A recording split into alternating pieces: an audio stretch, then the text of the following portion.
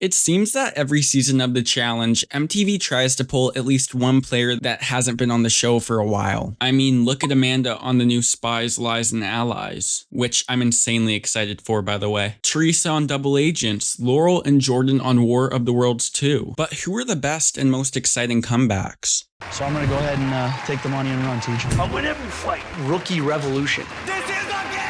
Hey guys, what's up? It's the Rookie Revolution, and today I'm going to be covering the most exciting comebacks in challenge history. Imagine Evelyn Smith coming back after all of these years, or fan favorites Danny and Dunbar. For my criteria, this will mainly be based off of hype, so while a great comeback performance could sway my decision, it's not what I'm completely focused on. I just wanted to be shocked and or excited seeing these players back on my screen. Also, I'm not counting All-Stars, for the whole point of that spinoff was to do this very topic. Also, it had to have been more than a 1 or 2 season gap, obviously. I can feel some comments coming about some players I have omitted from this list, but trust me, it's for good reason, and with all of that, let's begin. Going for a first honorable mention, I want to mention Nany's return on War of the Worlds. Prior to this, her last appearance was 4 seasons before on Rivals 3. And Rivals 3 was an interesting season for Nany because I actually consider it one of her best seasons competitively, but I think it took a lot out of her mentally. I don't know if you guys know this or not, but challenges are very exhausting. I truly, genuinely needed a break. For example, she won 2 eliminations, which is incredible for Nany, but it was her 6th season in a row. And the end result of her going against her cousin Nicole, I think left her with a sour taste in her mouth. She took time off, got started with her career as an esthetician,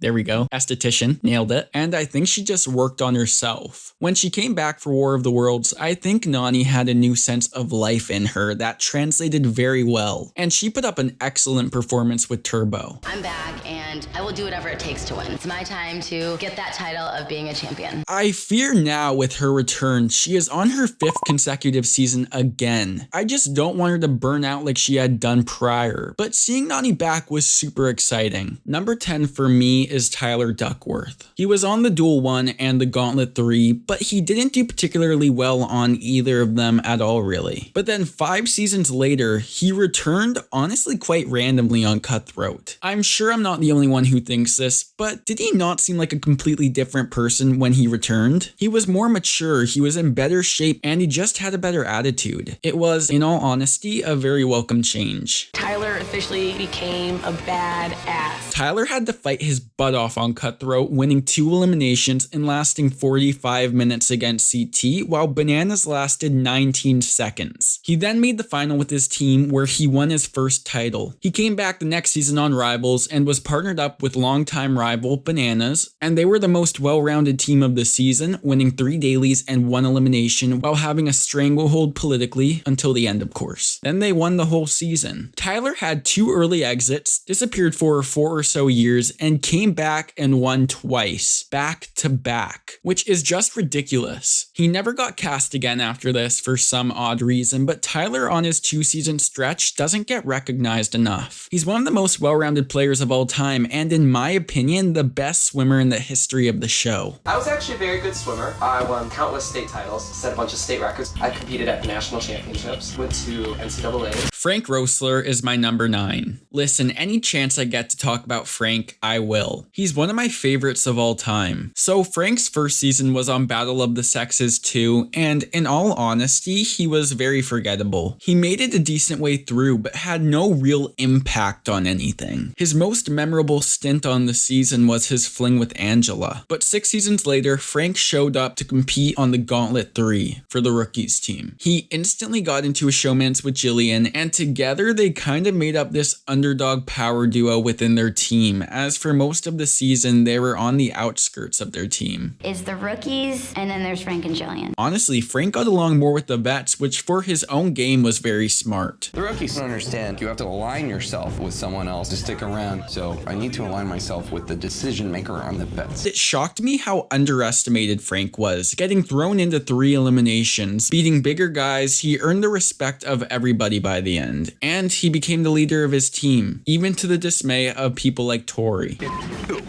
Yourself, Tori.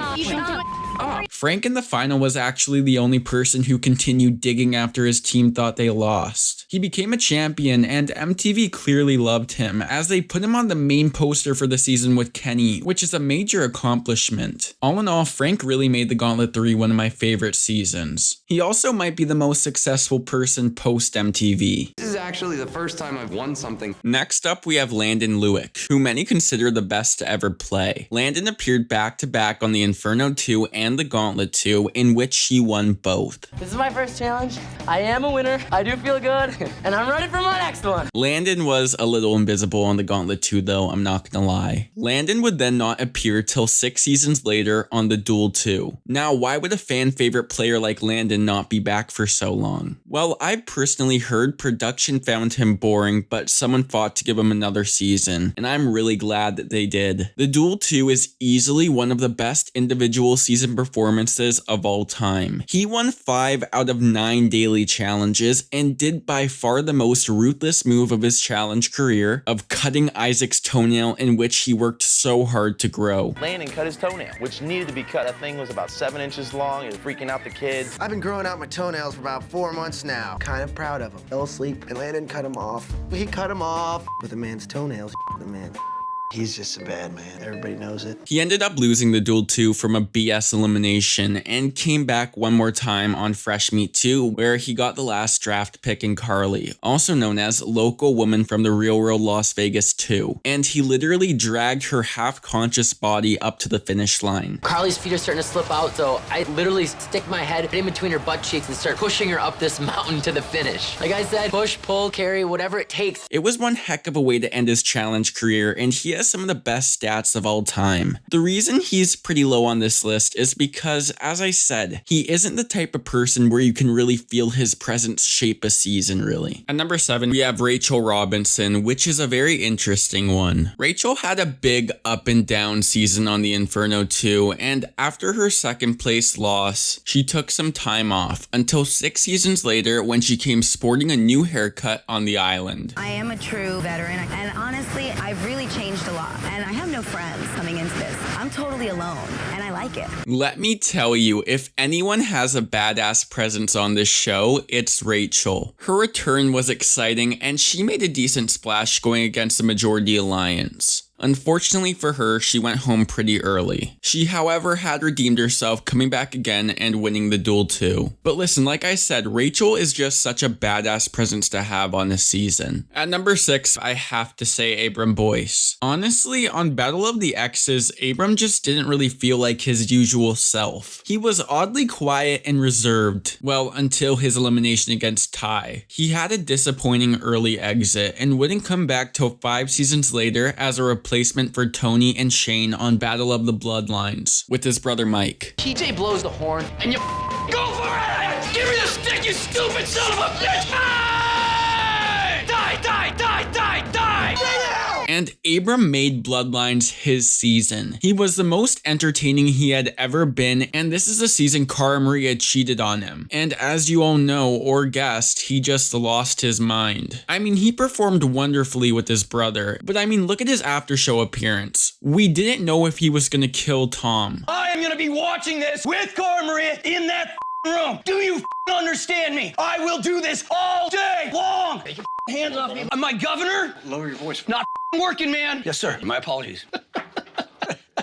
Yeah! Tom! Woo, woo, woo! Do you have security? Mm-hmm. Abram, we do have clips, and we can show you exactly what happened. Do you want to see them right now? No, because then I will put that through your skull. I don't want that. Okay. I'm in the wrong place. I think that might be part of the reason we haven't seen him back for a while. Abram on this season made Bloodlines a good season, which I know is an unpopular opinion. Yeah! Get up! You're gonna do everything! Nose is bleeding. Something wrong up top. Die! Yeah! Yeah! Yeah! At this point, he didn't stop. Well done. Next, we have Brad returning on Vendettas. Brad is one of the most consistent competitors in challenge history, yet it took him 8 seasons to finally get his win on Cutthroat, in which he retired into the sunset with his then wife, Tori. To win is one thing, but to win with my husband is a whole nother level of excitement, and I just couldn't be happier. Well, 11 seasons, 2 kids, and 1 divorce later, Brad came back to the challenge after he quit his job as a teacher to become a DJ. Listen, Brad has always been a bit wild, especially when he was drunk, but I've never seen anything like his return. I don't want to offend anyone, but it was clear he was having a midlife crisis. I mean, he literally got into a crazy showmance with Brittany, who was the wildest woman on the show. Even with all of that, he had a heck of a season on Vendettas, and his return was a very welcome surprise, as he's a true OG and is always entertaining. We got Brad, who's like Don Corleone. He's like, hey, all right, this is what we're gonna do. If it was that easy, I would have won a lot more challenges. Oh my God, this guy. The eyeball's the size of a full moon. Now, Veronica can actually have 2 spots on this list for the Ruins or Dirty 30, but I think Dirty 30 was a way more shocking return. Before Dirty 30, Veronica took a 12-season break, and when she came back to Dirty 30, she was the oldest in the house. Veronica has a reputation for being a cunning competitor, but also being one of the best women to ever play. Anyone who had doubts about her gameplay or her coming back was proved very wrong by her performance this season. She killed it politically and did a heck of a job physically, as she won 3 daily challenges and 1 elimination. It was really weird seeing Veronica so underestimated, but in typical V fashion, she just rose up to the occasion. I really can't say enough great things about Veronica's return. She actually returned for the spin-off Champs vs Pros right before this, but she went home first. She redeemed herself here, and her return just still surprises me. My first season was Challenge 2000. There was only 1 challenge before my first challenge season. And I graduated high school in 2011. Number 3 is actually the one who convinced Veronica to return, and I think is probably the most unexpected return. Shane Landrum on Invasion of the Champions, which was 17 seasons after his fresh meat appearance. Hey guys, I'm Shane from Charleston, and it has been quite some time since I've done a challenge. Shane came back and was just looking for a good experience, and that's what he got. In this season, he formed the Lavender Ladies. He killed the daily challenges, he outsmarted Tony in elimination, and Shane just really impressed everyone. It was also just really awesome to see Darrell reunite with him as they got their start together back on Road Rules Campus Crawl. It's been a long time, huh? I haven't seen Shane in years, man. It's been a long time. We did Road Rules Campus Crawl together. Darrell to me is probably one of the most fun, loving, kind-hearted, great individuals. So being able to see him and know that we're going to do another experience together, probably the best feeling in the world. This, in my opinion, is the season Shane was the most likable on by far. And not to be rude or anything, but that swiftly went away on his next seasons. Shane definitely just showcased all of his skills and what he can really do in this season. And for me, it's just awesome to see an OG be able to come back and do that. Shane, they're sleeping on you. If I was on your team, I would definitely want you in the final. There's no way they win without him. You got endurance, you can swim, you can run, you're good with puzzles, they're eating. They ain't gonna eat. I like to look weak and win. You're ruining my gameplay strategy. You're an animal, Shane. I can tell you're ready.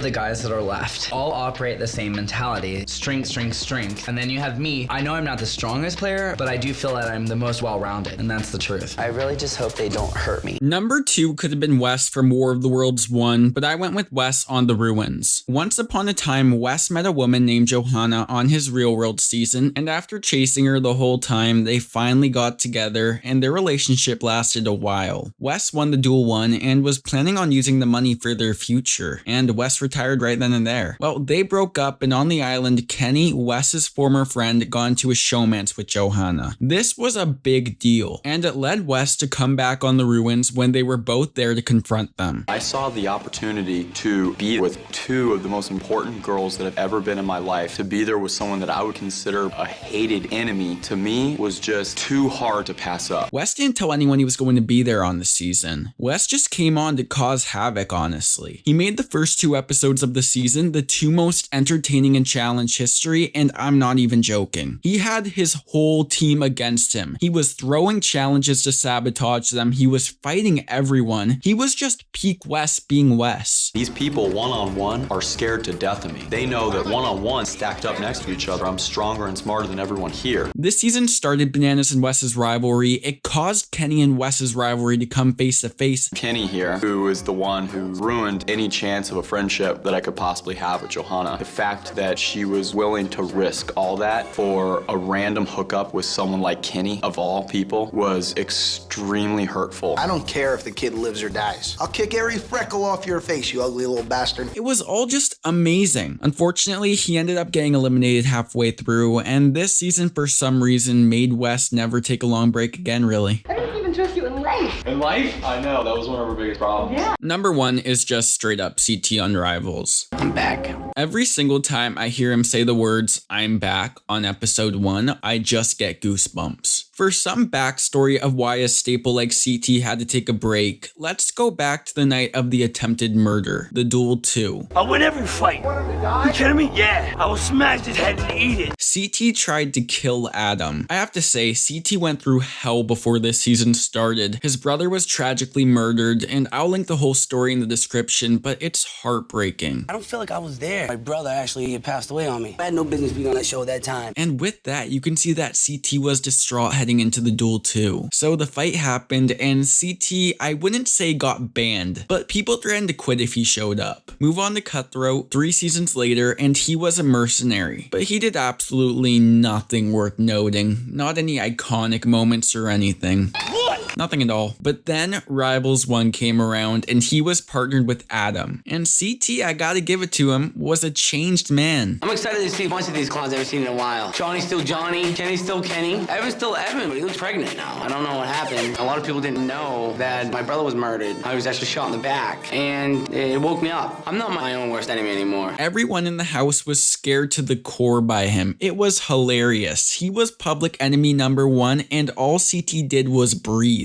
CT, long story short, didn't end up winning the season, but he killed it in pretty much every way that you can. And it's the best redemption story in challenge history. CT's got like these weird multiple personalities, you know? Put it this way, he has 2 outfits that he wears. He has his golf hat, his Under Armour shirt. He's Mr. Badass Tough Guy ass. He puts his glasses on, combs his hair, and he wears a button down. He's like Mr. Like 2 have a martini and talk about the stock market. On my last What If video, I said I would put the top comment and some of my favorites predicting the results of my new Invasion of the Champion season, so here they are. Thank you all so much for watching. Please like, comment, and subscribe. Follow me on all the social medias, and until next time, take care.